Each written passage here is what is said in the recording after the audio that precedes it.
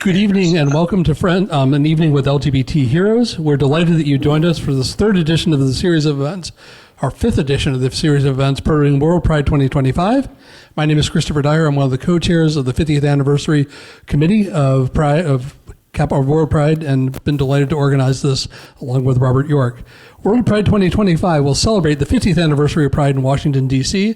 with a variety of events and cultural programs from May 23rd to June 8th. Actually, it's May 18th to June 8th. Please visit worldpridedc.org for information about this and other events. An evening with heroes features LGBTQ plus activists who have been honored by Capital Pride. These panelists will share some of their experiences and talk about Pride. The session will be recorded and loaded onto the YouTube channel of Capital Pride website to inspire future activists and members of our community to carry on the work that they're doing. This event is also presented by Team Rayceen Productions. And I'm now going to turn it over to Robert to do an overview of the panelists. Thank you, Chris. My name is Robert York. I'm also one of the co-chairs for this Heroes panel that we're doing. This is my 30th year with Capital Pride, so we thank everyone for being here tonight and being a part of this, and especially to those online as well. And we're going to get right into it with our panelists. First up is Destiny B. Childs, has been performing for over 20 years in the Washington, D.C. metro area, known as the Queen Mother of Washington, D.C. Destiny has mentored and guided many young LGBTQIA plus individuals onto a path to succeed and join the fight for equality. Through her activism and leadership, Destiny has raised thousands and thousands of dollars for various charities and local organizations. Destiny has held many titles, such as Miss Gay America DC, Miss Gay Universe, and the first Empress of the Imperial Court. Destiny is proud to have the MC for the Capital Pride concert stage for over 20 years, and Destiny is a show director for the #1 voted drag show in the DC area, Freddy's Follies, located at Freddy's Beach Bar in Arlington, Virginia. And Rick is an Army veteran and has worked for the Department of Defense for over 15 years, and happily married to his Navy veteran husband for over 24 years, Rudy.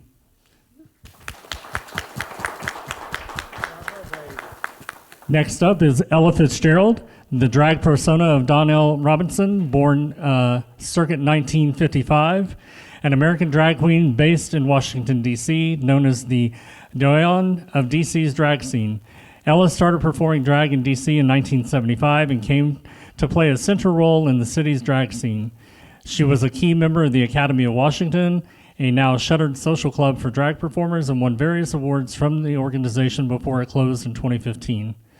Ella performed at such clubs as The Rogue, The Plus One, The Other Side, before moving to Ziegfeld's in 1980. There she created and hosted the long-running Ladies of Illusion show on weekends until the nightclub's closure. Fitzgerald served as a director, MC, and performer and became one of the club's best-known acts. She has also performed periodically at other clubs such as Freddy's Beach Bar in Virginia and a mainstay of Capital Pride DC's annual Pride Parade, as well as venues across the country. Beginning in the 1980s, Fitzgerald hosted fundraisers in response to the HIV/AIDS crisis, a cause she continues to support to this very day.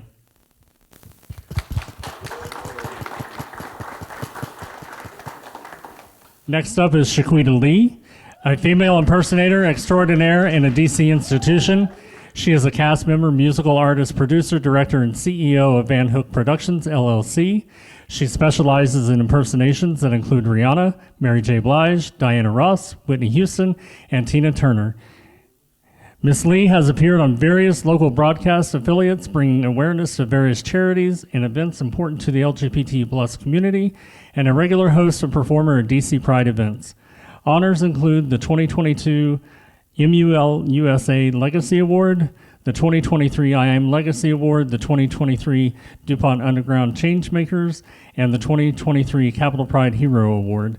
In 2016, she is the first drag queen performed at the White House for the transgender community, briefing to unite transgender leaders and other community members to discuss policy issues and celebrate cultural accomplishments.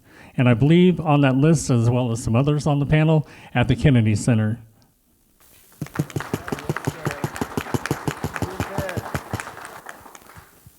Joining us online is Andrew Michaels, a.k.a. Blair Michaels, and she has been entertaining the masses for over 40 years.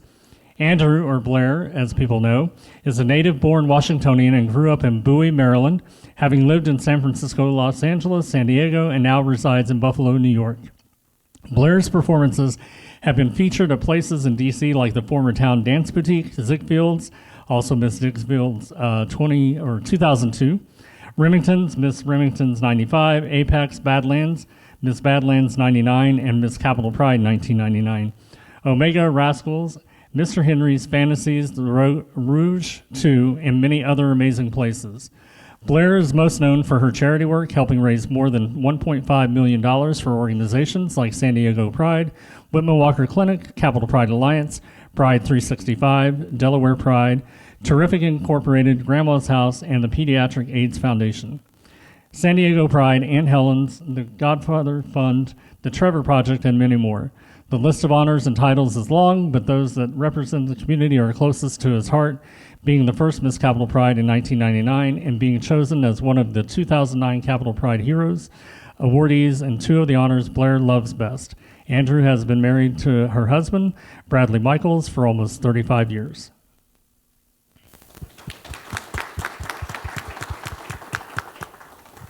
Our next panelist is Tony, and I thank you, Nelson. A 2019 Capital Pride hero is a shining example of unwavering dedication and unrelenting passion, inspiring countless individuals with his remarkable journey. As a native Washingtonian, Tony is a visionary creator of the alter ego Miss WTF, pioneering bearded drag queens and showcasing his exceptional talent as an entertainer, comedian, and COO for Black National Pageantry. He is also the founder of the Black National Prince and Princess Division and co-creator of the renowned Mascara Illusion Drag Show. As a DC socialite, personality, and parent of 23, Tony's role as a mentor is equally significant. He selfishly guides and supports several young people in DC. With an impressive 15-year tenure as the house MC at Bachelor's Mill, he has earned the distinction of being the longest-running house MC for the legendary venue, a testament to his perseverance and dedication. Tony has also been honored to host events at esteemed locations such as the Howard Theater, Lulu's in Georgetown, the National Stadium, and National Mall. Nationally, he has hosted events in nearly every major city in the country, except Chicago and Los Angeles, spreading inspiration and joy wherever he goes. Oh, Miss Tony. Our next panelist is Tula. Perfectly styled hair, glitz, and glamour with a classic drag aesthetic, with more than 30 years of experience in the industry. This is what you get when you see Tula hosting one of her regular cabaret shows in the district. A former title holder and member of the Academy of Washington, D.C., she brings a plethora of stage experience to any show. When friends are asked, they describe her drag more as illusionist work because when she takes the stage, she truly embodies the spirit of the artist she performs to. By day, she is an esthetician and hairstylist for a number of local theater and event companies. In the evenings and on weekends, when she is not gracing the stage performing, you can often catch her out and about around town at a nonprofit function, an embassy event, or taking in a theater production in full drag, immaculately put together, mixing and mingling with the other socialites from our nation's capital, and hosting bingo on Wednesday nights.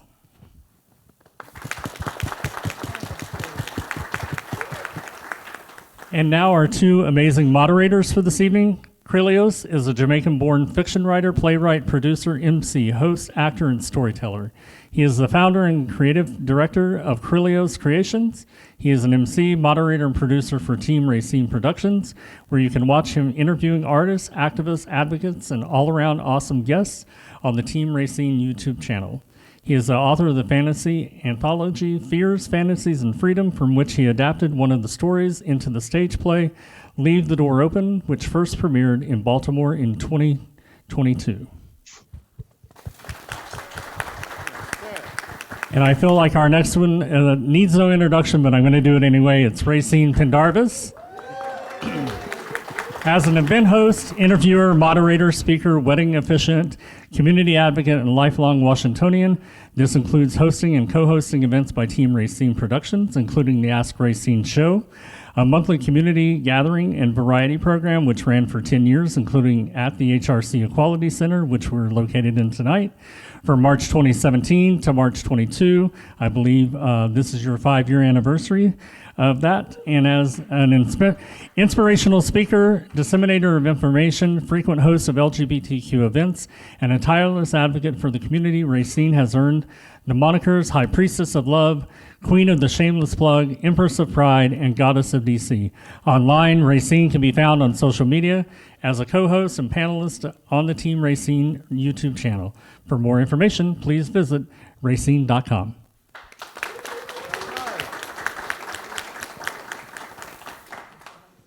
Now, good evening, everyone. Good evening. Now, before we officially get started, I want to mention that being here is a bit of a homecoming for us, right, Rayceen? Yes, it is. Because it was almost 10 years ago that you started hosting the monthly Real Affirmations film screening here at HRC Equality Center. And you hosted the Ask Rayceen show here from March 2017 until March 2020, when the penultimate season abruptly ended because of the pandemic. Soon after the season premiere, which exactly happened 5 years ago today. So tell us, Rayceen, how does it feel to be back in the Human Rights Campaign building? It feels like a homecoming, and I'm so glad I'm here, and I thank everyone for coming out. You could have been anywhere, but you chose to be here, and that means a great deal to us. And that speaks to the power of this amazing cast. So give yourselves a round of applause.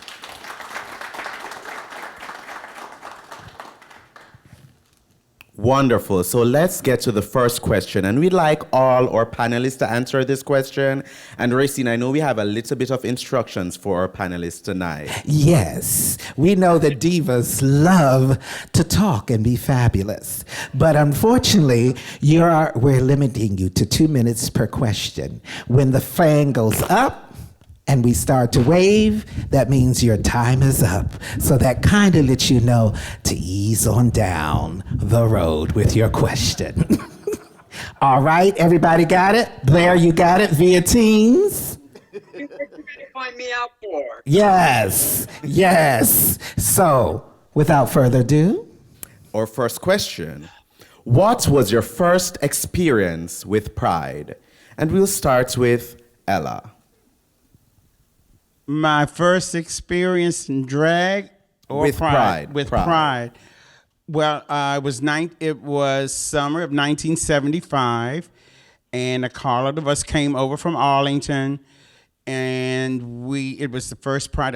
If I'm correct, it was at 17th and New Hampshire in the little park. Am I right? And it was about 500 people. And the first person I saw was a drag queen, was the legendary Miss Lucille Ball. And I went, oh my God, that's a man. I can do that. Because I had done some drag in high school. So that started me to, I'm like, this is going to be home for me. And that's 1975. How many years is that, 50-some? Yeah, when I was 20. When I was 20. I'm so blessed and grateful to even tell this story. Thank you. Pride is everything, everything. Hi, I'm Shi-Queeta-Lee, and my first experience with Pride was at Banneker Field at Howard University. When I first learned about Pride here in the Washington, D.C. area. And then after that, I came to win Miss DuPont Circle, and that's when I was able to introduce myself to Capitol Pride, where I was the first parade of Pride I went into, and that was 2004, I think it was. Yeah, we can clap for that. So mine is kind of a two-part story. The first Pride, it was 1997. I was fresh here, stationed in Washington, D.C. when I was in the Army, and a couple of my Army buddies, we decided to go down and see the monuments, had no clue. And we get downtown and we see this festival going on, and we're like, oh, what is that? So we start walking, and I'm halfway through, and it clicked in my head, I'm surrounded by gay people. Which I was not allowed to say anything, so I could not act excited. So we quickly exited, but it was a short 2 years later, or 3 years later, I guess, in 2000, when I was a shirtless twink on the Remington's float, was my first experience in a Pride Parade. And so I'm actually celebrating, it'll be 25 years in being in Pride Parades this year. So I haven't missed one since. My first Pride was help me, Rayceen, 83 or 84. 83, I took you. I was your babysitter. You really did. You really did. We met Rayceen, and it was a bunch of us, and it was at Peachtree Beach, I believe. Peachtree Beach, and the only thing I remember is I was really small and really cute, and I had hot pants on, and we took a lot of pictures, and I still have those pictures with Monica, Rayceen, Miss Gracious, and we went from the beach to the circle, back to the beach, back to the circle, and that was it. We had a good time. That's all I remember.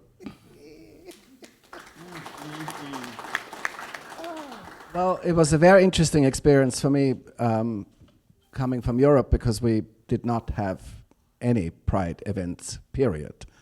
Growing up in a small village, I didn't even know what gay was, except that I knew I was gay because I was superior to all the other people, but you know. Later out to be gay, not just superior. But so I moved to DC and joined the Academy Awards of Washington, DC, and I won some little title, and somebody said, well, you should write in the Gay Pride Parade. I'm like, what the hell is that? And I did, and I almost lost my mind because I had never had an experience like sitting in a car and thousands of people screaming, and this is when Pride was still on a Sunday morning, which, you know, for drag is not the most ideal hour. And it's ever since then, you know, I was blown away, and then we used to go to the festival and party, and I couldn't believe there was so many gay people in one place, and you could go and walk around in drag in public in daylight and not be, you know, harassed and everything else. So I think that really changed my life greatly. All right. Blair? Hello, ladies and germs. I will tell you, kind of mine is the same as Destiny's in a sense. My first Pride that I experienced and saw, I had 1983, Nelson, Mr. Nelson at Peachtree Beach. I was in high school and I was in town with my girlfriends, and we didn't know what was going on. Didn't attend anything. We just saw what, you know, lo and behold, that following December, I would be thrown out because I was gay. That June of '84, San Francisco was my very first walk in the parade and be who I was. And I don't have the picture on me, but if it were not for Grand Duchess Dina Jones, Grand Duke Tony Treviso, the Imperial Court, these people took a child like me, and what Capitol Pride did for me is made me feel like I belonged, and I have been a staunch advocate ever since. Bam, get you some. Child, my first Pride, picture this. Cicely. You okay, honey? All right, we just experienced some technical difficulties, but we'll get it right. My first Pride was, picture this, Sicily, 1900. Yeah, picture it, honey. I've been around for all the Pride, so it was a wonderful time. It was, you know, it was a very scary time because we didn't know what to expect because it was an act of resistance. But the moment I saw everybody, I knew that this was greater than ourselves. So every Pride that I go to, I carry the spirit of all of those who are no longer with us. So that's the joy of celebrating those who took bricks and bottles so that we may endure. How about you? Do you remember your first Pride? My first Pride, I think this year makes 10 years. I moved to DC in 2014, first Pride 2015. So this year makes 10 years. The one that stands out in my mind is the second one, 2016, because it happened right after Pulse, and it was the first time I talked to my parents about me being gay and all of that at the same time. So that one stands out in my mind most of all, yeah. And your parents didn't know you were homosexual? Well, even Stevie Wonder knew you were homosexual. So I'll pose this next question to three of our panelists. And the first will be Blair via Teams. Okay, Blair, so get ready. Has the meaning of pride changed for you over the years? I'll say it again. I'll answer yes. Has the meaning of pride changed for you over the years? Best pageant response mode. Yes, it has. At first, it began for me as survival. DC Pride and San Francisco Pride accepted me in a way because I was a child and I had nowhere and nowhere to go to. They accepted me into the fold and helped me understand things. Now, I feel like it has become a little bit too commercial, and they're relying on a look. I remember, and Destiny can back me up, and Shi-Queeta can back me up on this. In the 90s, in the 20s, we were doing so many fundraisers for different things, and now it seems like it's changed a whole different way. I just got to notice that they're now starting to do fundraisers again, but this time for our youth. So for me, it's coming full circle. I started out learning about drag and learned about charity through drag and pride, whether it be San Francisco, San Diego, Los Angeles, DC, Delaware. The one thing that it's the youth. And that's the biggest, to me, is the biggest change is the youth has got a lot more to say than we're giving them credit for. And we thank you. Oh, you're keeping your 2 minutes exactly. I love it. I'm so proud of you all. The same question will go to Ella Fitzgerald. Has the meaning of pride changed for you over the years? I have to kind of agree with Blair, because the youth, what I see in 2025, the youth need our support. They need our guidance. They need our wisdom. And it has changed since I came out in 1975. So I feel that we need to celebrate and be more, we need to unite together more and pray more and wish and pray for hope for the youth. And we thank you. All right, words of wisdom from a mature diva. So this question will go to Shi-Queeta. The same question, has pride changed for you over the years? Has pride changed for me over the years? When I first came out as being gay in the DC area, I was scared of drag queens, and now I'm a drag queen. My first experience of seeing drag was on when the brass rail was on New York Avenue and 13th Street with Sparkle Maharis and Vicky Vox, and they came out of the club, and I was like, what in the world is that? And my cousin was saying, oh, child, I know you want to see all this type of stuff. But back then, you know, makeup has changed over the years. So back then, they only had like maybe two colors, blue and red. And I was like, these clowns, I said, I can't do all this. And so later on, during the years of coming out, I played with the Gay Softball League here in D.C., and called the Naga Tournament Series. And at the end of the season, they put on a pageant. And I was the only black person on my team. And they said, well, you have to do it. And I said, well, if I was going to do drag, I'm not doing it like the other guys was going to do it, because they still had the beards and mustache and hair on the chest and stuff like that. So to the late China Pendarvis, which was my drag mother, put me in drag. I won the pageant, and it was that ever since. And it's been a blessing and a journey, and for me, it's changing over the years. Would have to be the makeup, the clothing, and the talent.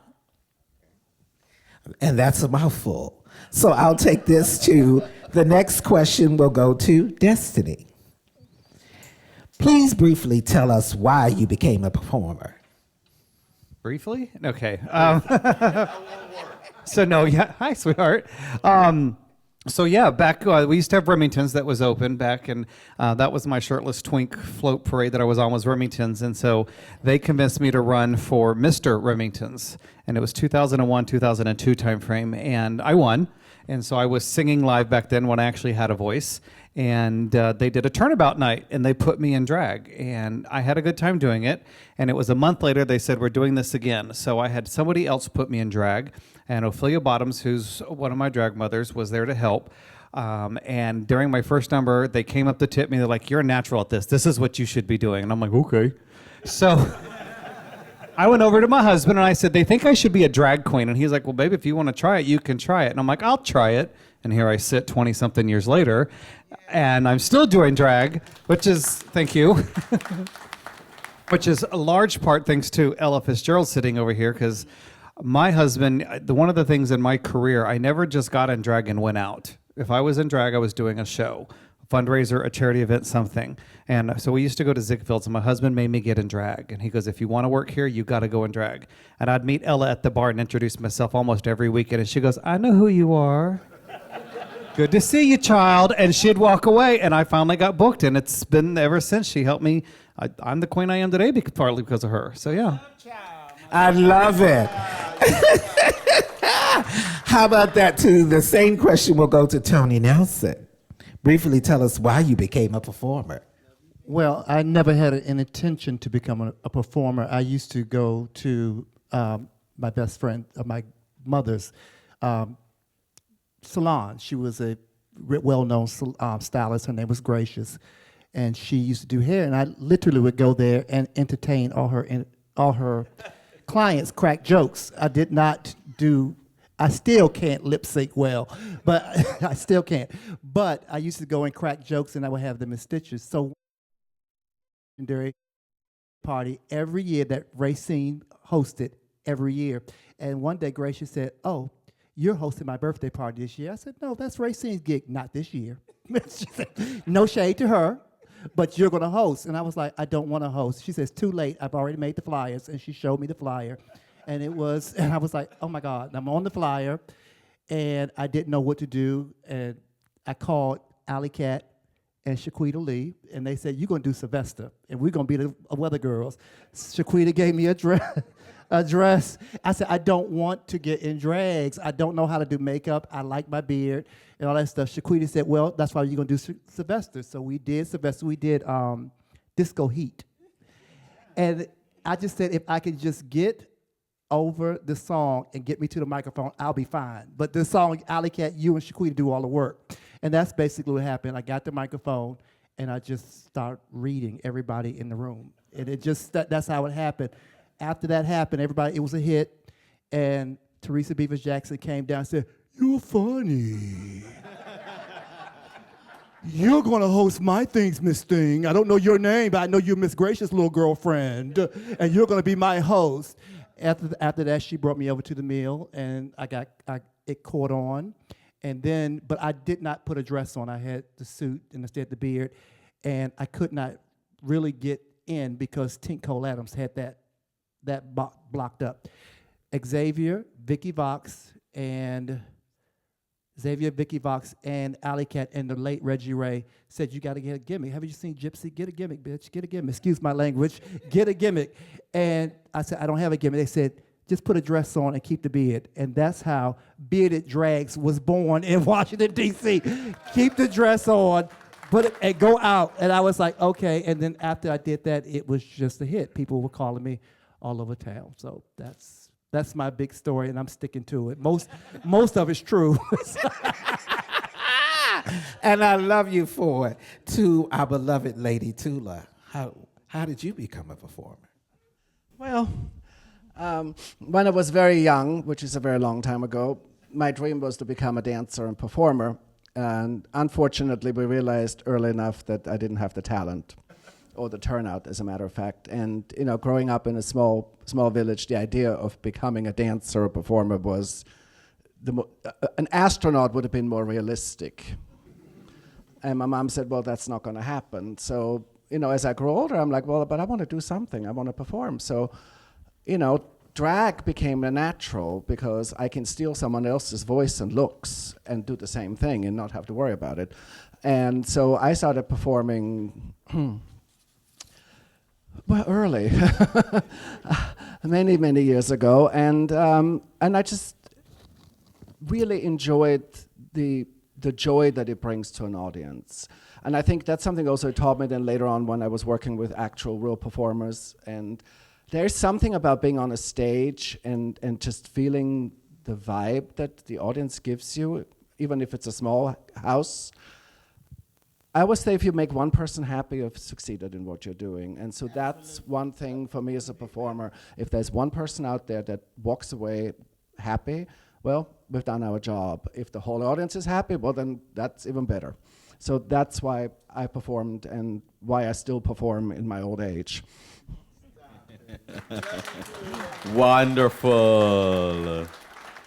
And we have so many accomplished drag artists here with us today, and I'm sure the audience would love to know, of which accomplishment are you most proud? So I'll start off with Ella. What my most accomplished? Of which accomplishment are you most proud? Well, I guess obviously being the host of Ziegfeld's for 42 years. I started there, so that was probably my biggest accomplishment. But before that, I would definitely have to say, a lot of you all may not know this, but Ella Fitzgerald, my persona, was given to me by Miss Mame Dennis when I joined the academies in 1976. She wanted me to be Nell Carter or Ella Fitzgerald, and I replied and says, I'll take Ella Fitzgerald for $2. She says, oh, you're a funny little thing, aren't you? You'll be my daughter, and you'll be Ella Fitzgerald, and I'm gracious and blessed to still say that. Thank you. Thank you. What about Blair on Teams? Of which accomplishment are you most proud? There is quite a few, and everybody up there knows just about most of them. But there are three that I am absolutely the most proud of. Being a survivor,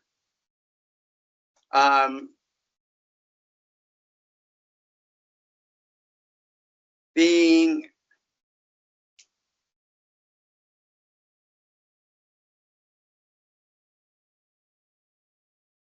someone who has lived with the shame of things that you don't want to when you're young. I don't know how to phrase it at this moment, but the last thing that I will tell you that I am most proud of, because I never thought that I would be alive to see this day and to celebrate this day with you. And that is being married to my husband for 35 years. Thank you so much. And next up, we will have Shi-Queeta. Of which accomplishment are you most proud? The accomplishments I'm most proud of is all of them that I've done or have achieved. Being the first of many breaking grounds here in the Washington, D.C. area for the LBGT community, as far as the drag community, as being the first drag queen to perform at the White House, the Kennedy Center, being the first drag queen to host a drag troupe show there, and being the first drag queen to open up for a National Symphony Orchestra at the Kennedy Center, which that's what Trump was talking about. Also, the first drag queen to host a show at the Historic Howard Theater since the 1960s, the Bethesda Blues and Jazz, the Smithsonian, the Renwick Gallery, and the list goes on and on and on, and taking a drag troupe of queens to national television, to America's Got Talent. I think that was the best accomplishment. Awesome. So in other words, drag is here to stay. Here to stay. My beloveds, do you have any advice for young performers or future leaders in the movement? And I'll throw that question over to Destiny. Any advice for young performers or future leaders? The first two words that come to my mind whenever that is asked is listen and learn. You need to learn about your past. You need to learn about the history of who and what got you to be the person that you're able to be today. Because without people like Rayceen, people without like Ella Fitzgerald or even Tony, I wouldn't be able to be the performer I am today. It's their willingness and their fight and their drive and their activism that led us to where we are today. So learn your history, learn your past, and honor it, because it's them, and you can be that for the future generations. If you learn from your past, your future generation will learn from what you've done. So that's one of the words. And listen to when people do talk to you and they tell you the stories of the history. There's a gentleman in New York City, his name is Tree. He is 80-something years old. He's still a bartender at Stonewall. And he was at Stonewall when that first brick was thrown. And he's one of my closest friends. And one of the things that my husband and I love to do the most is we call it sneaking off to New York City to go have dinner with him just to listen to his stories of what he's been through and the history that he has, because without him telling it, I can't tell these future generations the history of Tree. So listen and learn, and you will go far in life. That is so important. And I just have to add, I think when I was in college, I first learned about Rayceen and the Ask Rayceen show on Twitter, and I wanted a way to be able to be in my community, to see people in the community, to do some work in the community, and it has been one of my greatest pleasures getting to be around Rayceen, to listen to those stories, to collect those stories, to just learn so much. So I always urge other young people to be able to just sit down and get those stories and to learn from those that have come before us. Let me go over to Tula. What about you? What are your thoughts on this question? I think it's a complicated question to answer in such a short period of time. My advice to any young person goes back to what Destiny just said. Yes, listen and learn. Sometimes you learn from other people's mistakes. You don't just have to learn from the good things. Pay attention to what people are doing wrong. But I think the most important thing is embrace diversity. Focus on not just what's the bubble that we're in. I think that's a big danger sometimes, that we all get in these bubbles, right? And we forget that there's a real world out there that is by far not as easy and happy as we may be in our little bubbles. Focus on that too. Pay attention to what's going on outside your area. Reach out. Talk to people that you may not normally would talk to, and see how they are doing, what they are doing. Because leadership is about paying attention to literally everything, not just what you think is important. And I think when one is young, we get very, very easily caught up in the us thing, or what can I do? But it's what we can do.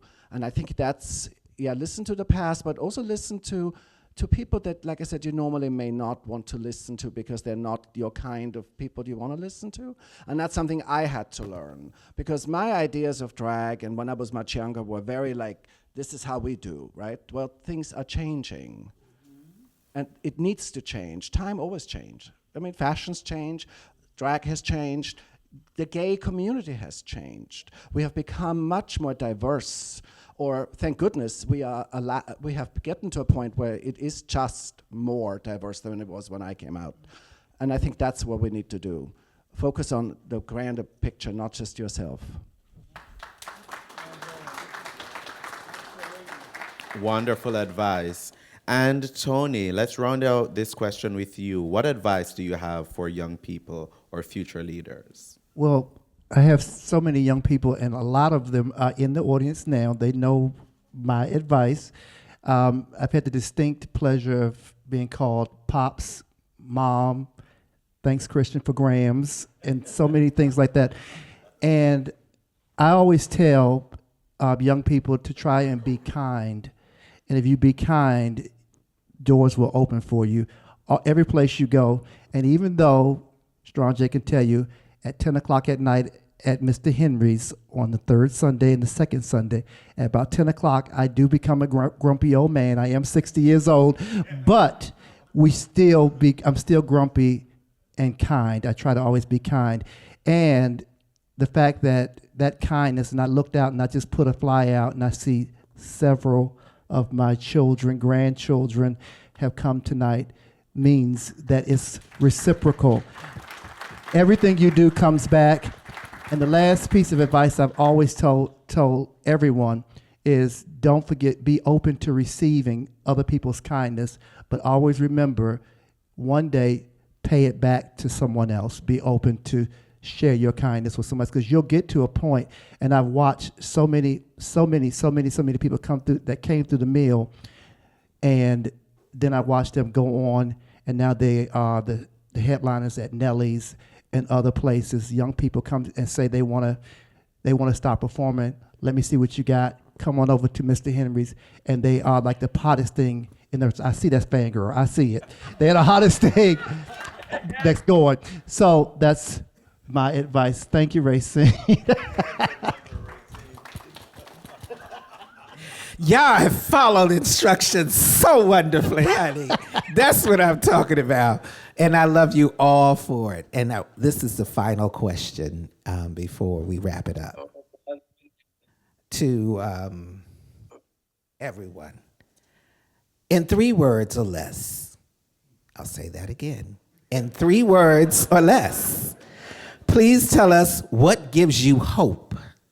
In 3 words or less, please tell us what gives you hope. I'll start down with Ella.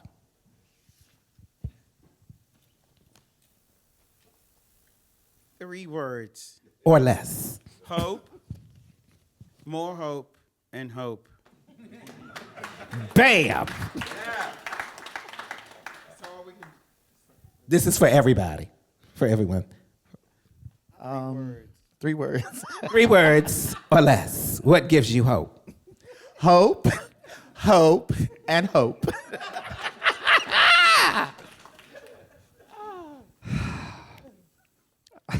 I want to say hope, hope, and hope just to keep it going, but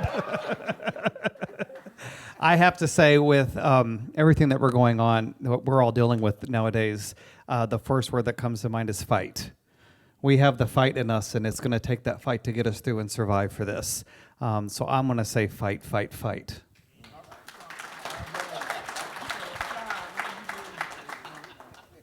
I made it to 60. Y'all should clap for that. Most of my friends did not. I made it to 60. Hallelujah. Tula. Our community. That gives me hope. Blair, via Teams. What gives you hope in 3 words or less? I only need one, and I wrote it down the very first day I got the questions. Faith. I have faith. Because I have faith I'm supposed to be where I'm supposed to be when I'm supposed to be there.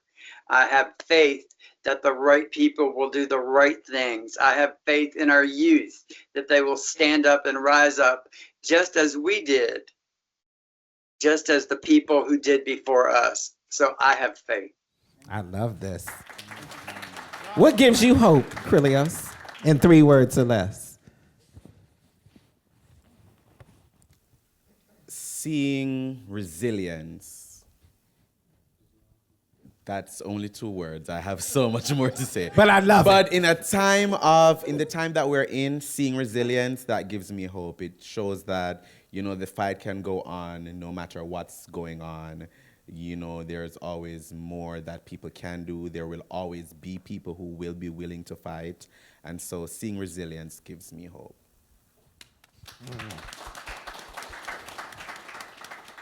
What gives me hope? Be keepers of the story. Never forget to tell the story. Because if you don't know where you're going, you don't know where you've been. And it is important to be the keeper of our stories.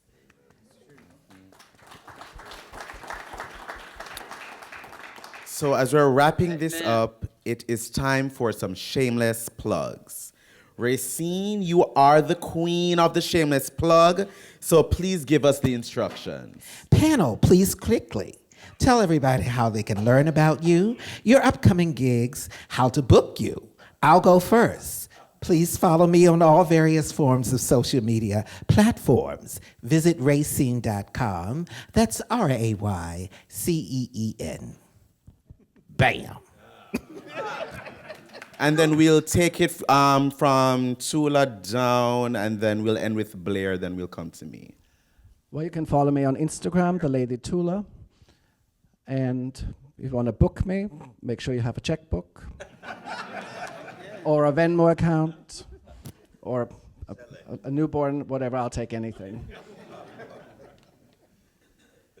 You can follow me on Instagram at, what is my Instagram? ANSONN2003 at Instagram. Also, you can see me.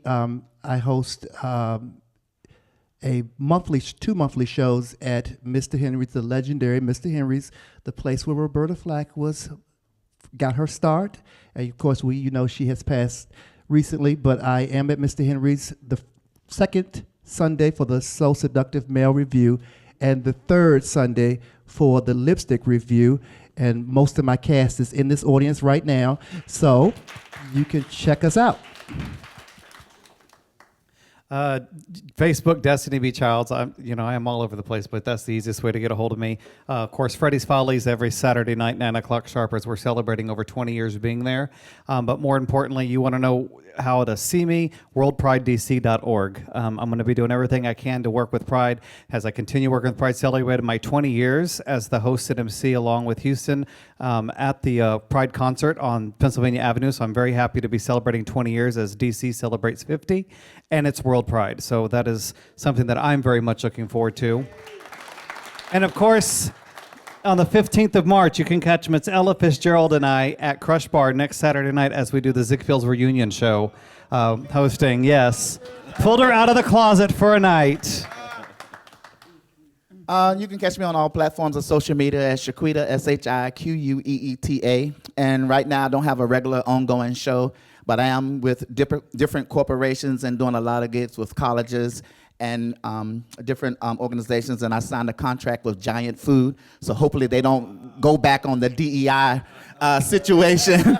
But I will be the spokesperson for Giant Food Corporation for World Pride 2025. And yeah. And just catch me around town, wherever. I don't have anything ongoing right now. I catch you around town? Oh, okay. Oh, anyway, y'all can follow K Street. I would know. I live in Upper Chevy Chase. Anyway, you can follow me on Facebook, Donnell Robinson, a.k.a. Ella Fitzgerald. On Instagram, Ella Fitz DC. Blair. Hi, guys. Thank you so much. By the way, I'm very honored to be part of this panel. Each and every one of you, y'all know we're part of history tonight because this is going in a time capsule. So I personally, Ella, you and I go back to the 80s. We're the only two knows what went on in the 80s. So thank you. I will, and I'm happy to announce, Mr. Henry's Drag Through the Decades, the brunch before the festival, will be going on. I'm very excited about it. It's from 11 to 3 at Mr. Henry's. Tony, you should know this. But you can also follow me on Andrew Blair Michaels on all the platforms and whatnot. But thank you so much for having me. And I look forward to seeing everybody on April 3rd at the 2025 Mr. Mix and Ms. Capital Pride, World Pride 2025 at the Schindler. Correct, Destiny? Skylar. Skylar, I'm sorry. At the Skylar. Thank you so much, Blair. Thank you. And you can follow me at It's Skrylios, that's ITSKRYLIOS, on Instagram and Twitter. And please pick up my book. It's available wherever books are sold. On Amazon, it's called Fears, Fantasies, and Freedom. It's a 10-story anthology. It's very gay, it's very fantastical, it's very touching, it's very all the things. So make sure that you pick it up. It's on Amazon. Or you can go to Little District Books on Capitol Hill and pick it up there. And you can actually catch me on stage this Friday at BlurredCon for Chocolate Covered Rocky Horror Show. Rayceen will be hosting that as well. But you can catch me on stage, giving the girls girls what the girls need to get, so go ahead and follow me there. And please follow Capital Pride DC and World Pride DC on social media. Please join Capital Pride here again for the upcoming panels on March 20th, April 1st, April 22nd, and May 6th. Panelists, thank you all for joining us. It has been such a pleasure. And audience, please visit the Capital Pride website to RSVP for next month and visit worldpridedc.org to learn more about volunteering opportunities. Rayceen, what would you like to tell our viewers? Before I tell the viewers the final thing, and before we bring Robert York up, it is very important that if we are in a space like this, and we're specifically talking about drag performers, many of you do not know these names that are no longer with us. It is important that we remember them and speak and bring them into room. People like Vicky Vox, Dana Terrell, Gwen Alexander, China Pendarvis, Sparkle Maharis, Sparkle LaBelle, Pat Hamilton, Brandy Dover, Miss Blackwell, Paula Maharis, Hollywood, Miss Hollywood, Mame, the mother of us all, Mother Mame. and so many others. Santana. Terry Santana. These brave women and our brave drag queens as well, drag kings, who use drag as a form of resistance. They put on makeup, they put on pearls and sequins. They tantalized us on stage, but most of all, they taught us what it is to be brave in a time when the world was not always accepting. And they opened the door for the likes of shows like Pose, Legendary, and they broke the door for the trans women like Laverne Cox and so many others. It's because of those that we all sit in honor. And at this time, I'm going to turn this over to Robert York. Thank you, Rayceen. Robert, before you I just want to say thank you to all of our panelists. This Hero Series, when we started planning it out with the Emeritus Council, myself, Christopher Dyer, and Tara Cheston, we weren't sure what we were going to get, but it's turned out to be something really fabulous and fantastic. We're marking history with everybody that we've talked to. And so just thank everyone for being here tonight. Especially want to thank Human Rights Campaign for donating the space for us to be able to tell our stories. I want to say thank you to Team Rayceen and Krilios and Rayceen for helping us. Now that we're live and in person, it's much better. And we have less technical difficulties that we've had online, but we really thank you for everything that you've done. I'm going to let Ryan talk about this in just a second, but stay tuned tomorrow on Capital Pride social media.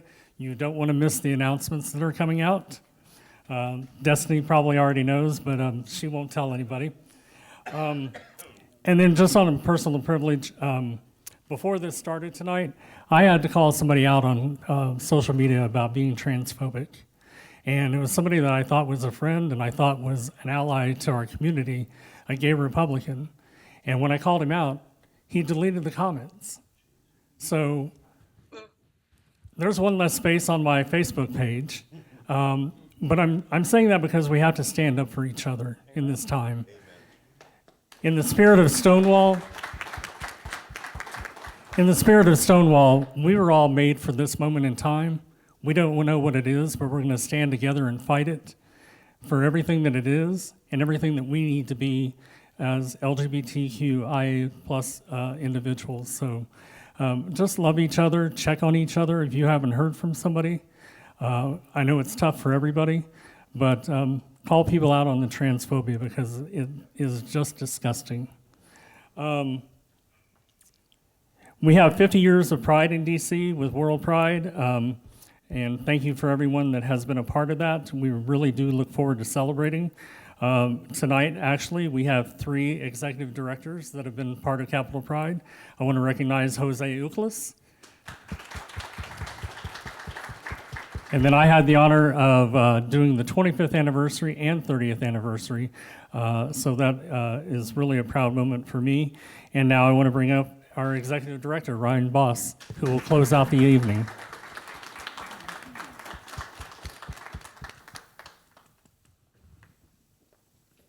Thank you, Robert, and I appreciate this opportunity to be in person. I think this is the first conversation in person that I've been at since COVID.